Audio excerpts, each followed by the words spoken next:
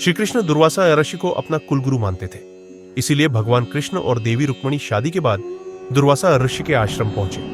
उन्होंने ऋषि से महल आकर भोजन ग्रहण करने और आशीर्वाद देने का आग्रह किया, जिसे ऋषि ने स्वीकार तो लिया, लेकिन एक शर्त रख दी कि आप जिस रथ से आए हैं उस रथ को आप दोनों को ही खींचना होगा। भगवान ने उनकी शर्त मान ली और दोनों घोड़ों को निकालकर उनकी जगह स्वयं श्री कृष्ण और देवी रुक्मिणी रथ में जुट गए। द्वारका से करीब 23 किलोमीटर दूर टुकड़ी नामक गांव के पास देवी रुक्मिणी को प्यास लगाई। उनकी प्यास बुझाने के लिए श्री कृष्ण ने जमीन पर पैर का अंगूठा मारा, जिससे गंगा जल निकलने लगा, जिससे दोनों ने प्यास तो बुझा ली, लेकिन जल के लिए दुर्वासा ऋषि से नहीं पूछा, जिससे वे क्रोधित हो गए। दुर्वासा ने 2 श्राप दिए, जिसके कोप से भगवान भी नहीं बच सके।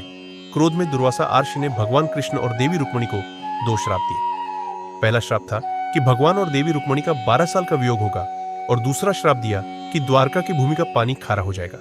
इसी वजह से देवी रुक्मिणी के भगवान द्वारकाधीश की पटरानी होने के बावजूद भी उनके निवास के लिए अलग से मंदिर बनवाया गया।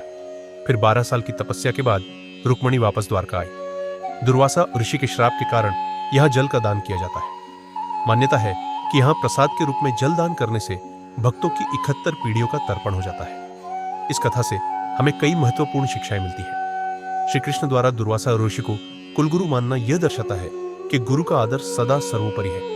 भगवान स्वयं रथ खींचने को तैयार हो गए। यह दिखाता है कि महानता विनम्रता में ही है।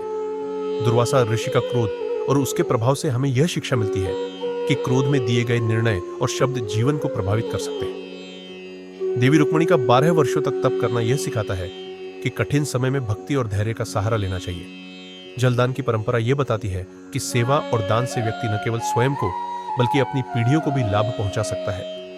बोलो जय रुक्मिणीपति द्वारिकाधीश की जय। अगर आपको ऐसी ही रोचक और दिव्य कथाएं पसंद है तो लाइक, सब्सक्राइब और शेयर करना न भूले।